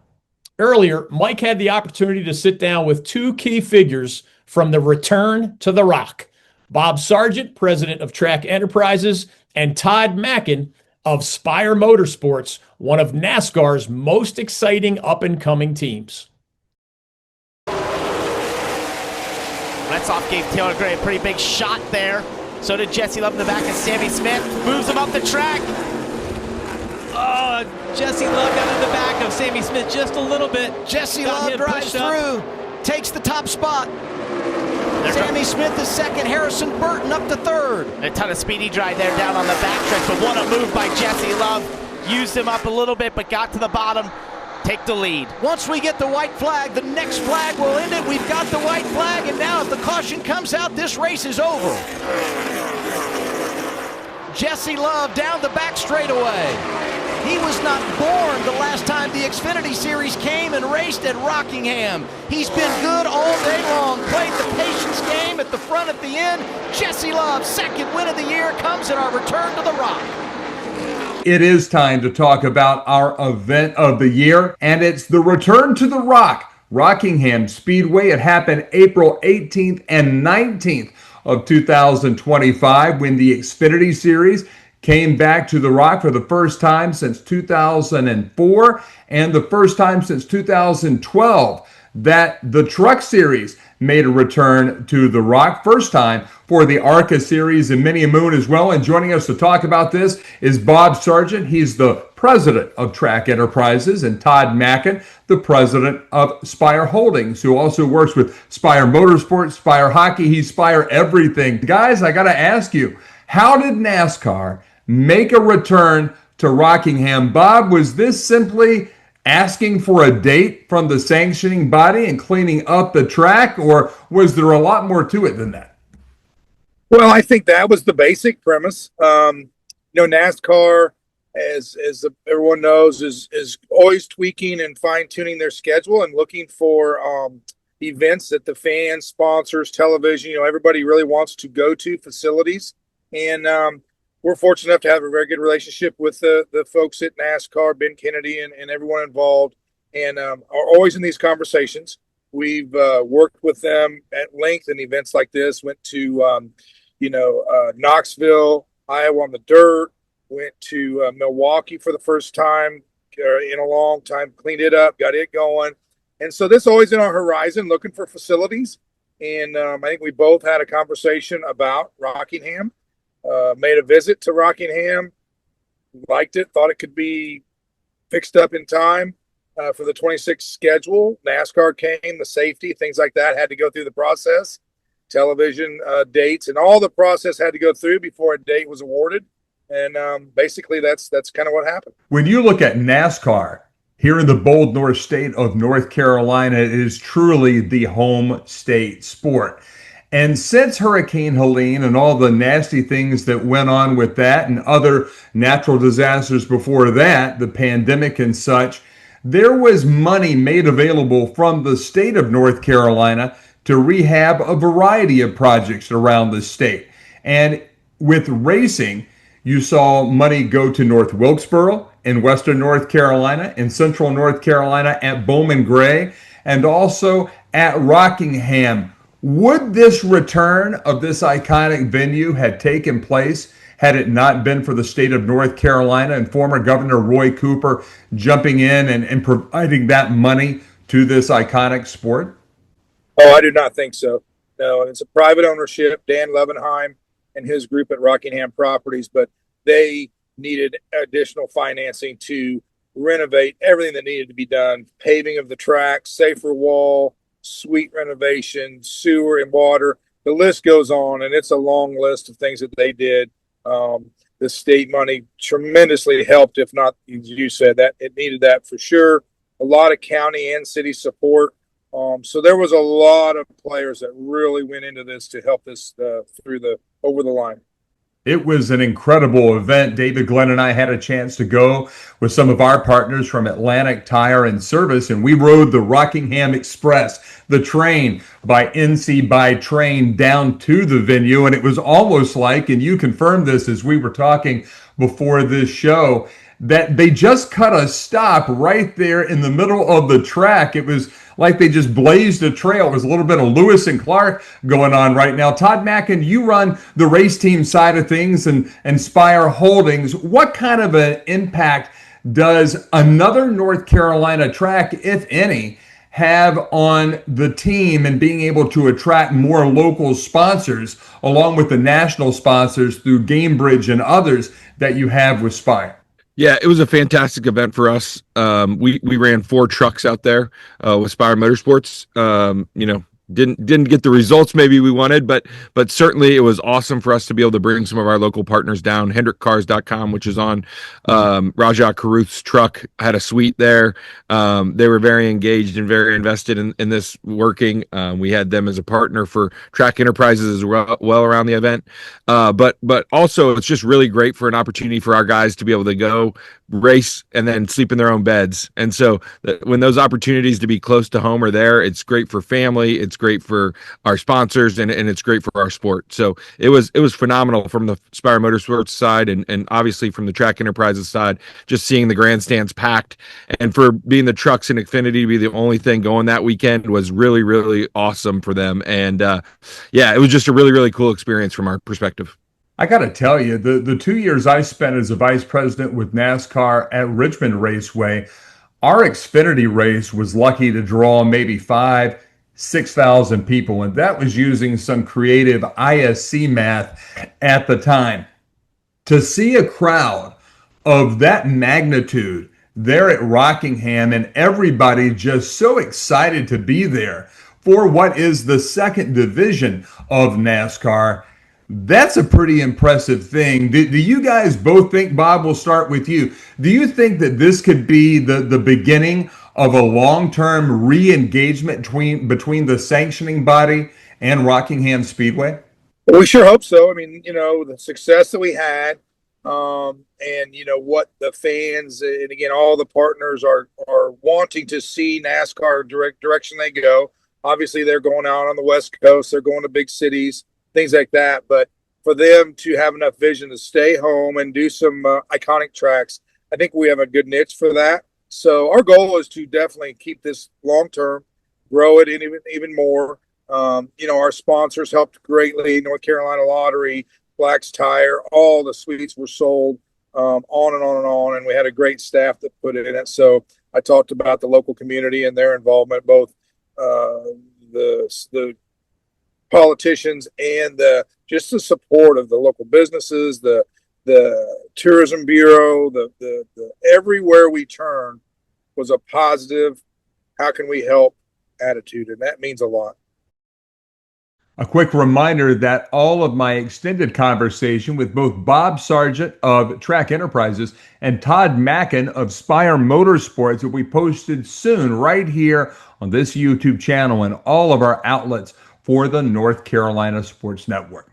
Coming up next, we have certainly saved the best for last. The North Carolina sports moment of the past year, presented by Jimmy's. That's right, on the other side of this timeout, as you're tuned in to the PIneys, the North Carolina Sports Awards, here on the North Carolina Sports Network. Struggling with clutter, calendar chaos, or nonstop notifications? Let Emily Parks at OrganizeForSuccess.com help you get organized and take control of your time. She's a North Carolina-based productivity pro who empowers busy people like you to work smarter and stress less. Visit OrganizeForSuccess.com and schedule your free discovery session today. Hey y'all, David Glenn here from the North Carolina Sports Network. When I'm in Wrightsville Beach, my go-to hangout is Jimmy's, the best local bar for sports fans, live music, cold drinks, and coastal vibes. No matter your favorite team, Jimmy's Bar is the place that sports fans from all across the Carolinas can call their home away from home. The next time you visit Jimmy's Bar in Wrightsville Beach, tell them DG sent you. The PIneys Moment of the Year, presented by Jimmy's.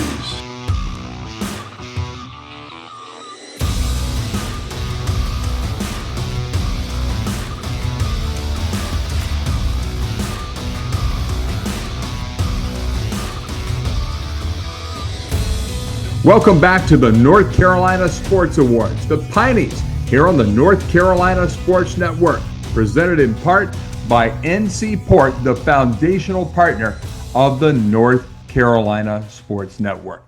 Now, our next category is Moment of the Year. These are the once-in-a-lifetime events, the unforgettable achievements, and the jaw-dropping scenes that defined this past year in bold North State sports. And DG, let's get right to our first nominee. Seth Jarvis made North Carolina proud on a global stage. What did it mean to see the Carolina Hurricanes' rising young star help lead his native Canada to a championship at the NHL's inaugural Four Nations All-Star Showcase? Yeah, Mike, that moment was massive, and not just for Seth Jarvis, but for Canes fans and the entire hockey community here in North Carolina. That Four Nations event brought together the best of the best from Canada, the U.S., Sweden, and Finland, and Jarvis didn't just play, he starred. His poise, his skill, his personality, his scoring punch all helped push Canada over the top, kind of reinforced the fact that North Carolina is developing and supporting elite hockey talent at the international level. And that was a significant point of pride for the franchise and this state. From hockey royalty now to a twin helping of hoops royalty, including two guys who have also been Olympians. But in 2024-25, a big moment had to have been for two Carolina basketball legends, Vinsanity, Vince Carter, and the late Sweet D, Walter Davis, inducted into the Naismith Memorial Basketball Hall of Fame in Springfield, Massachusetts. DG, what did that moment represent to you and to UNC fans across generations? Yeah, this was one for the ages. Vince Carter redefined what it meant to be an above-the-rim superstar from Chapel Hill to NBA All-Star Weekend and beyond. And Walter Davis, Sweet D, as you mentioned, was, like his nephew Hubert Davis, one of the smoothest shooters ever to wear Carolina blue.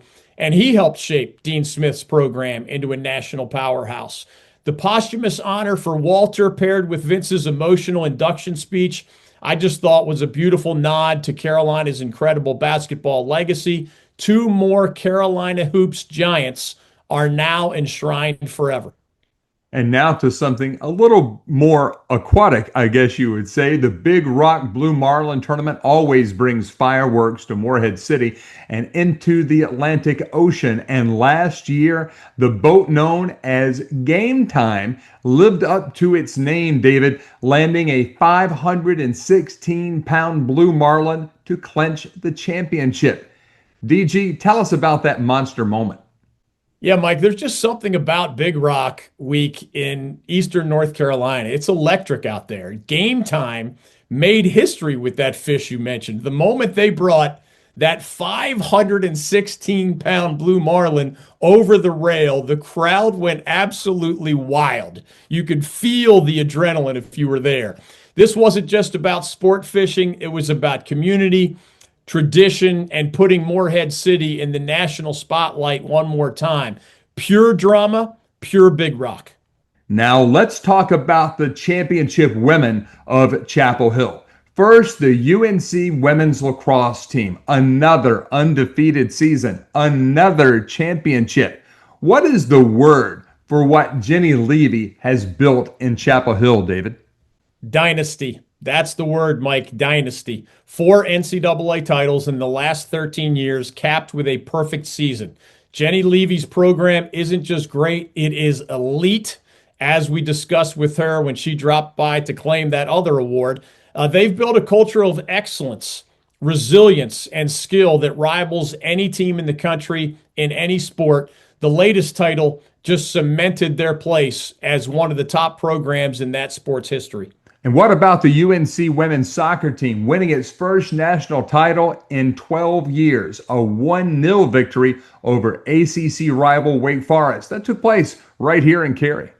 Yeah, that was kind of a full circle moment. Anson Dorrance has been the godfather of women's college soccer for decades, and to see his team return to the top after a bit of a title drought by its standards, and to do it in the Tar Heels' home state against another ACC squad, as you mentioned, it was kind of poetic under a new coach, but there's yet another NCAA championship banner. That is number 22 in terms of title banners for the most decorated program in women's soccer history. And then, of course, the headline that shook the college football world. Bill Belichick. Yes, Billy Goat. That Belichick taking over as the new head football coach at the University of North Carolina. DG, you have covered Carolina sports for decades. Did you ever think in your wildest dreams that you would ever see Bill Belichick come to Chapel Hill as the head coach? Mike, if you had suggested that idea to me 1 year ago, I probably would have laughed you out of the studio. But here we are, a 6-time Super Bowl champion, defensive mastermind, and now the head man in Chapel Hill. Bill Belichick's hiring sent shockwaves through the entire sports world. It signaled that UNC is serious about football at the highest level, perhaps for the first time in the history of a program that's more than 100 years old. That was one of the most significant coaching hires in college football history, period. And it was one of the most unforgettable moments of this past year in state of North Carolina sports.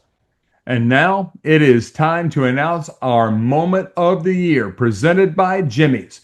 And this year's winner is one of the greatest athletes in North Carolina history, Julius Peppers, who was officially inducted into the Pro Football Hall of Fame in Canton, Ohio last August. David, give us some perspective on what that moment meant, not just for Peppers, but for the entire state of North Carolina, and that building football respect that not only the Tar Heels, but all football programs here in the state are trying to accomplish with homegrown talent.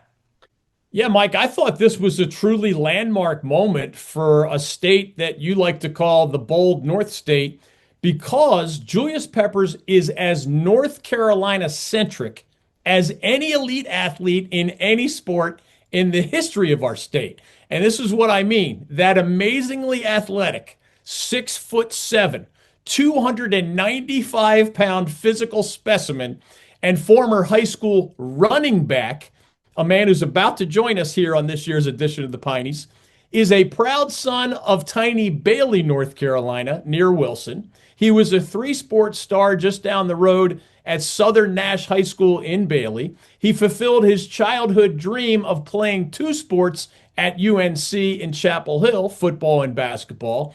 And then he spent the majority of his 17-year NFL career also right here in North Carolina, this time in Charlotte with the Carolina Panthers.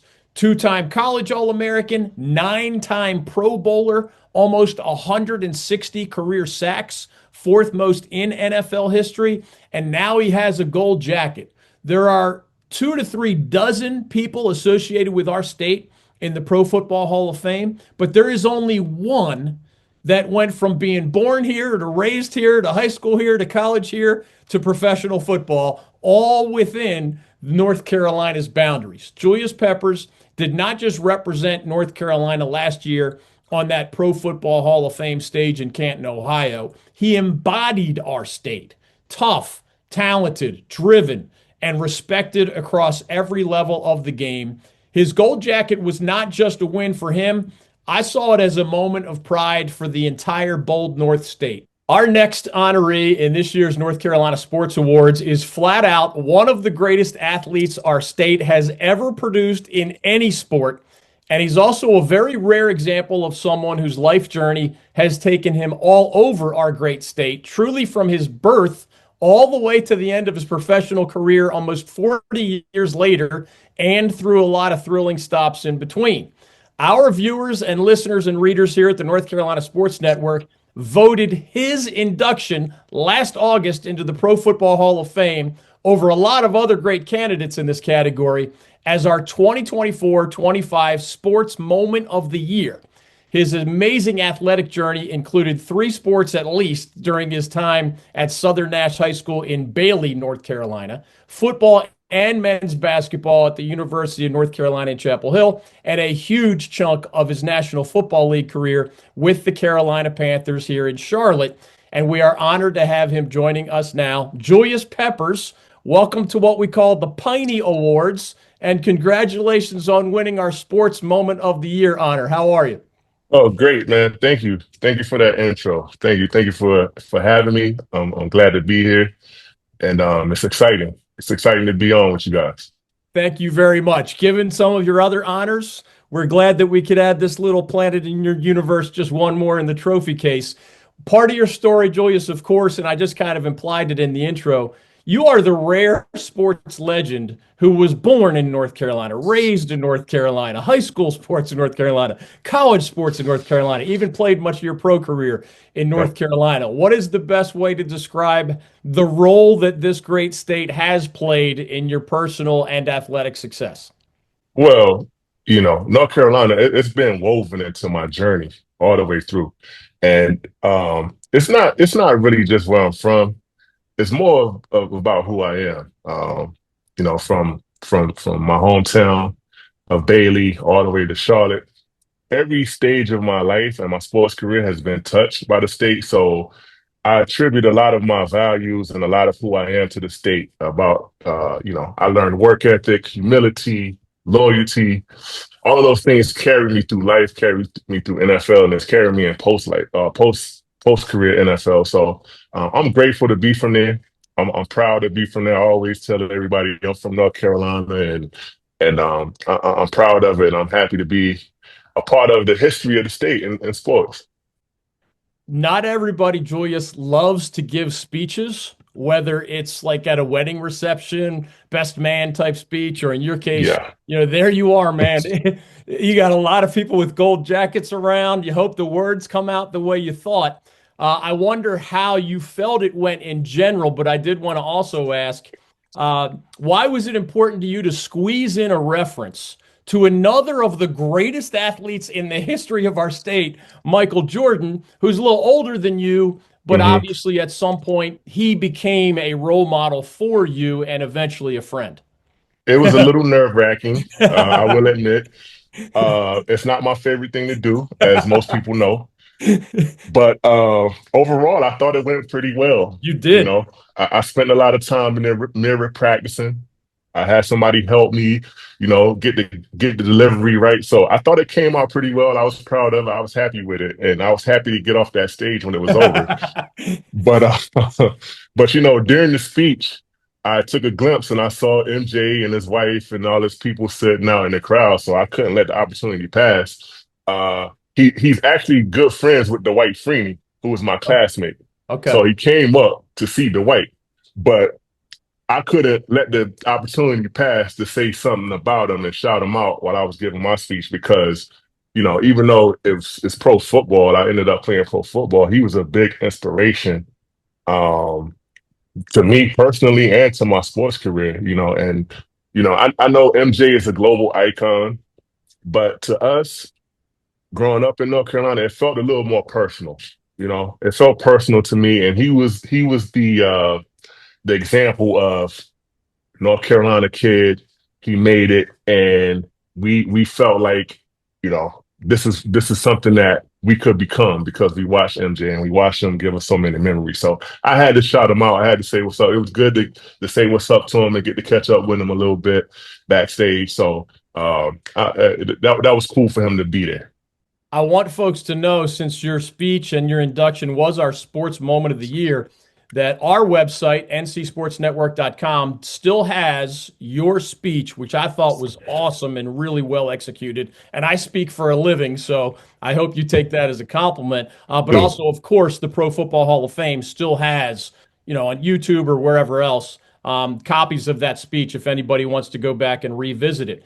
As a public speaker, Julius, I occasionally leave the stage and wish I had said one more thing or said something differently. Do you, as you speak almost a year later, feel like you got it all in there, or is there any little tweak or addition that you could sort of add to the record almost a year later? Given the time limit that we had, the 10 minutes, which seems like a lot of time to stand up and speak, I thought I kind of, got everybody in there. If Good. I could go back and try to add some people, it would be more personal. So quick little tell. I was down in Bailey a couple of months ago. So they had the high school Hall of Fame at Southern Nash, the first class. So even though I missed some of those people in the Hall of Fame speech, I got a chance to go back Cool. and thank them at my high school. So if anybody I can include, it would be some of the people from back home and some of the people that were there in my early part. Quick hitters here. What are some of your favorite memories from your time growing up in the Bailey area, or even playing for Southern Nash High School, where I know you were great in football? I hope you tell your kids at some point, Dad was a running back for part of his time. So what jumps to mind of that earlier stage of your life? It was just having fun with my friends, man, playing on the team with my friends. So we didn't have a lot of youth rec sports in that area at the time.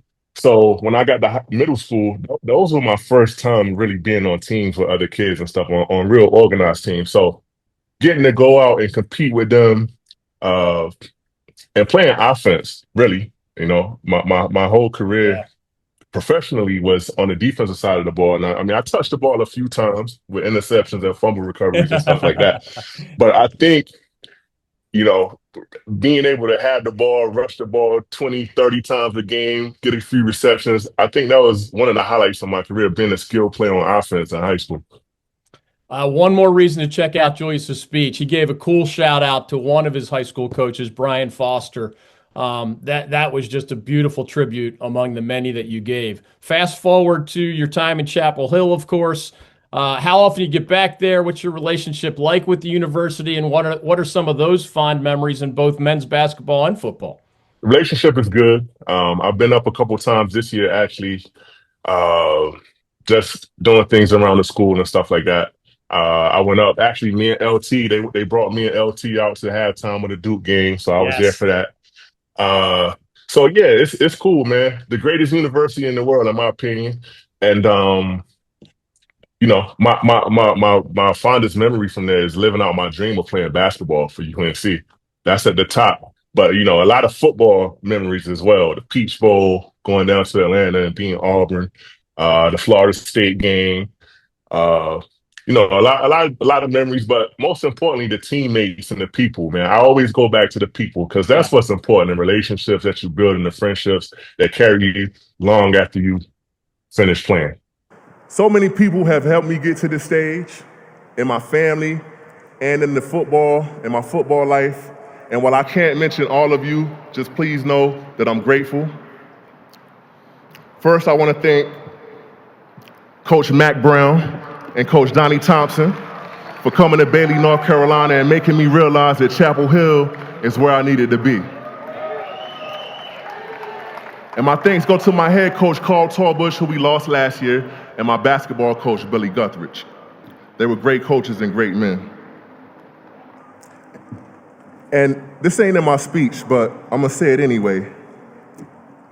While I'm talking about Chapel Hill and North Carolina, and I know this is the Pro Football Hall of Fame, I ain't gonna sit up here and act like my idol and one of the reasons that I went to Chapel Hill is not in the building. The GOAT, His Airness, Michael Jordan. MJ, I want to thank you for the inspiration and the memories. Love you, big bro. Speaking of people, you managed to squeeze into that Hall of Fame speech not only, Mack Brown and Carl Torbush and Donnie Thompson and some others that were important to your time in Chapel Hill, but former Panthers owner, the late Jerry Richardson, also the current Panthers owner, David Tepper, and his wife. So, In the words of the great Sam Mills, just keep pounding. And last but not least, I want to thank the Carolina Panthers founder, the late Jerry Richardson. If not for him and his vision, the Panthers don't exist. He brought an NFL team to my home state and gave me a platform to chase my dreams. So for that, I want to say thank you to the Big Cat. Big Cat is the reason that, we all were there in Charlotte. So I thought it was, you can't talk about the Panthers without talking about Mr. Richardson. So, I thought that was just like, it went without saying to acknowledge him the way that he needed to be acknowledged. His son Mark came out to the enshrinement. He was there to support. So that the whole family, the Richardson family, they were life-changing to me. So it's only right that you acknowledge them the right way. And also Pepper and the new ownership, they are the ones that's bridging the gap and that they're going to take us forward into the future. So I'm in full support of the Peppers and how they're handling the team. And I think it's important that we all get behind them, support them. And I think one day, soon, here, I think we'll have a championship team in Charlotte. Now, I'm going to close with what being a Hall of Famer means to me. It's not about how many touchdowns you scored or how many Super Bowl rings you have, even though those things are nice. It really comes down to who you are at your core and what's in your heart. Are you resilient? Do you stand tall in the face of adversity when things get tough, or do you quit? Do you acknowledge other people's contributions to your success, or do you make it all about you? Being a Hall of Famer is one of my crowning achievements, but it extends far beyond pro football. It extends to my family, and it extends to my daily life. Everyone can't play in the NFL, and everyone can't have a bus here in Canton, but everyone can be a Hall of Famer in your own life. You can be a Hall of Fame dad, a Hall of Fame student, teacher, spouse, coworker, friend, whatever it is. Whatever it is that you do it with respect, integrity, passion, resilience, dedication, and gratitude. That alone will make you a Hall of Fame person, and you too can have a legacy that lives on forever. Thank you, and God bless. It's hard for people to realize this because Julius is still a relatively young man in his 40s, but he was born into a state that didn't yet have the NFL. So that's really cool to shout out the Richardsons for that reason. All right, as we let you go, kind of two fun things I hope for you. One, on social media from time to time, we see beautiful pictures of you and Claudia and your family. You're having fun in Miami and South Florida. We see you traveling the world. I think everybody who knows you is just happy that you're enjoying this new chapter of life, but share whatever you're willing to share about just this post-football chapter. And then please tell us, Julius, that occasionally in your life you have tried a sport and not been good at it? Like, does that occasionally, like, I don't care if it's ping pong, surfing, billiards, cornhole, like, just, is there anything, golf, maybe, like, whatever? So my golf swing is not really like that. It's not that good. I tried it. I go out, I will play, but I'm not the best at golf. Ping pong, I'm terrible. My swimming is okay. I'm not the greatest swimmer. So, it's a few things that I could use some practice in. Hey, I think it's important for people to hear that because everybody looks at you as this incredible, long, lean, muscular, smart athlete and thinks, you were just born into greatness. It doesn't work that way, right? I mean, No. You had to work your tail off to be great at those things. So I'm glad you squeezed that in. And tell me about just the rest of the life as we thank you for your time and let you go. So, I'm at this point, I'm basically a stay-at-home dad, and I feel like that's the most important job that any of us will ever have. Yeah. So I feel like it's important to be here, be present, and spend the time with my kids while they're still kids, because I know one day they're going to be going off to college and living their own lives. So this time is valuable and it's precious to me. So I'm trying to take advantage of it. But I'm here with the kids, basically on their schedule, and the family, and we travel. We just got back from Spain last week, actually. Cool. So we do a lot of traveling, together, trying to make these memories while we can, man. So that's really what I spend a big chunk of my time doing now, just being dad. Well, I'm so glad you were able to share that because, most of our honorees are people still coaching, still playing. You could have won any of our awards in the 90s or the early 2000s or, as recently as a decade ago. It's not as often you get these cool things in your post-playing days. So thank you for your time on the North Carolina Sports Network. We celebrate this state and people like you. So appreciate you squeezing us into this fun chapter of your life. Thank you for this time, and we'll be rooting for you the rest of the way, no matter where your journey takes you. Yeah, man. Great job, guys. And thank you guys so much for having me. I appreciate you. You got it. Take care, Pep. All right. Yeah, you too. Players, we come and we go, but the constant is you. And as the saying goes, once a Panther, always a Panther. I can't reveal what's next, but my time here is up. No regrets, no looking back, and nothing left to give. It's not goodbye. It's kind of like I'll see you later. But until then, I'm grateful, I'm satisfied, and at peace with the thought that comes next. Thank you. A quick reminder that the entirety of David's interview with Hall of Famer Julius Peppers can be found on our website, ncsportsnetwork.com, right here on this YouTube channel. We'll also be putting it out in little bits and pieces throughout all of our digital universe here on the North Carolina Sports Network. Now, coming up next, we'll put a cap on the 2025 PIneys, the North Carolina Sports Awards, as David and I put a cap on the past year that was in sports here in the bold North State. And we also look ahead to what promises to be a very interesting year indeed in the year ahead. That's coming up next right here on the North Carolina Sports Network. In North Carolina, we don't just raise pigs, we raise the standard. With more than 46,000 jobs supported across our bold North State and an $11 billion plus impact on our economy, the pork industry isn't just feeding families, it's fueling our future. Whether it's sizzling bacon at breakfast or tender barbecue at a backyard cookout, North Carolina pork delivers taste and tradition like no other. We're proud of our farmers, proud of our families, and proud of our food. So next time you sit down to a delicious pork meal, remember, it's not just good for the plate, it's great for the state.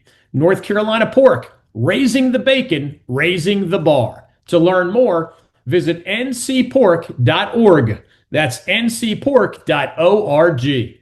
Well, folks, what a night it has been here at the PIneys, the North Carolina Sports Awards, brought to you by our proud foundational partner, NC Pork. We've honored the best and brightest in the bold North State. And before we sign off, it's time to take a look down the road at what's coming up here on the North Carolina Sports Network in the months ahead. Yeah, Mike, it's hard to believe that we are gearing up for year 3 here on the North Carolina Sports Network. And let me tell you, if you thought the last 2 years were something, you haven't seen anything yet. From football fields to the basketball courts, and now even barbecue pits, we are doubling down on our promise to cover North Carolina sports like nobody else. Let's start with something that's become one of the great fall traditions here in the Carolinas, the Old North State Tailgate and Traveling Sports Circus. That's right, 20 on-location events for us this fall. We're talking live activations, fan games, hometown hero honors, and our street team rolling up with the energy of a rock concert and the heart of a high school pep rally. If it's a big game or a significant moment in North Carolina, we'll be there capturing it all and bringing fans along for the ride. And coming soon, This Was Then. It's our newest content series. And David, this one is definitely one for the history buffs. Yes, sir. This is where storytelling meets nostalgia. Tim Peeler and Todd McGee, two outstanding, respected journalists who've chronicled North Carolina sports for decades, are opening up their archives and hitting the road. It's part historical documentary, part modern-day conversation, and it's 100% rooted in the pride of the bold North State. Now, DG, you know that football is the backbone of what we do here in the fall, and that's why Bold North State Football Weekly is our brand new all-inclusive show. It's back this year, and it's bigger and better than ever.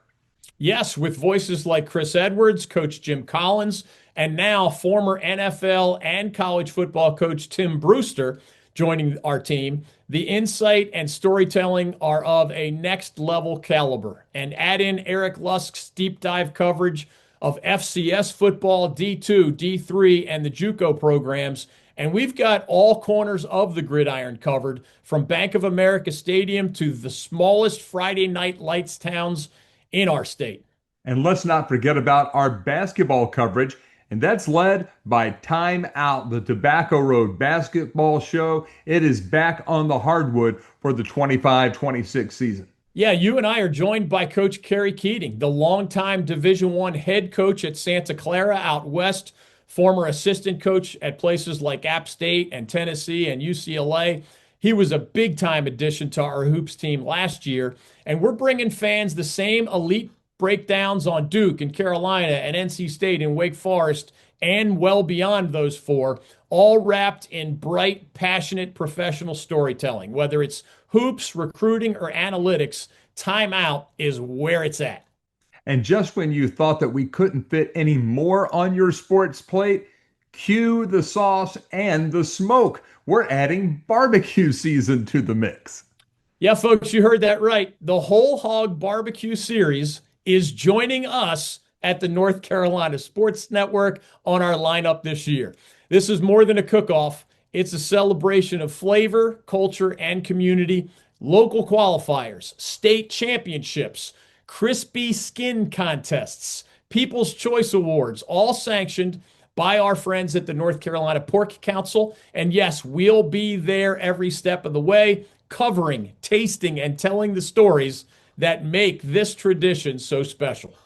So from sports history to game day pageantry, from Friday nights to Foodie Fest, the future of the North Carolina Sports Network is bold, flavorful, and built on the shoulders of the great guests who make this state what it is. And thanks, as always, to NC Pork and all of our other incredible partners from coast to coast. Thank you to the fans as well who have joined us for another great year of the PIneys. And thank you to the athletes, the coaches, the communities, and others who inspire us to keep telling our state's great stories. Well, we wouldn't want to let you go, David, and we wouldn't want to not give the fans some type of an Easter egg here at the end of the show if we didn't ask you for maybe a look ahead into the future. What are you most excited about for the next year coming up in North Carolina sports, and maybe toss in a prediction or two in there for us? Yeah, Mike, I'm excited about high school sports here, college sports here, and pro sports here, right? Can the Carolina Hurricanes get over the Final Four hump under Rod Brindamore and Tom Dundon? Can the Carolina Panthers in the NFL bounce back from a really ugly season and play at a level that we were used to for a while? Can the Charlotte Hornets in the NBA become relevant for the first time in a long time? Will the NASCAR theme that we discussed in this year's edition of the PIneys, or the pro golf theme, will that continue to mushroom here in our state? And at the college level, so much of what we do is around men's basketball, football, baseball, and even other sports. We never run out of stories at that level to cover, whether it's, the High Point Panthers finally breaking through with their first NCAA tournament appearance, or UNC Wilmington, a proud men's basketball program, getting back to the big dance under Takeo Siddle this time, or whether it is the college football culture that we have here where someone can break through at any time. It was Duke under Manny Diaz last year. Maybe it'll be Dave Doran after a decade plus at NC State. Maybe it'll be the new coaches at Wake Forest or UNC, or someone elsewhere in the FBS ranks, FCS ranks, or down the D2 and Division III ladders. We cover it all, as we mentioned earlier, at ncsportsnetwork.com. I've always said, Mike, we have as good a blend in our state of pro sports and college sports. And that's one of the reasons we created the North Carolina Sports Network. We never run out of great stories to tell. And that's probably the foundation of what I'm most excited about this coming year. It is going to be a great year, partner. It's a pleasure to be with you here on this show and all of the shows that we bring forward to our almost 35,000 subscribers now on our YouTube platform. It has been an honor to be with these guests. I mean, wow, what an evening this has been, and some of the most incredible people that you'll ever have a chance to run through, and we brought it to you all inside of 2 hours. I was proud to be a part of it. I'm glad we created this fun new platform that allows the sports fans of North Carolina on-demand video, if that's what they want on our YouTube channel, on-demand audio, if that's what they want with the David Glenn Show podcast or our other offerings, and obviously the old school website where we're updating articles every single day, sometimes many articles per day at ncsportsnetwork.com. And with that, our second annual PIneys, the North Carolina Sports Awards, is in the books. And our third broadcast season on the North Carolina Sports Network is now underway. For David Glenn, I'm Mike Waddell, and we look forward to seeing you out and about from the mountains to the coast and all points in between as we cover the people, places, sports, and events here in the bold North State.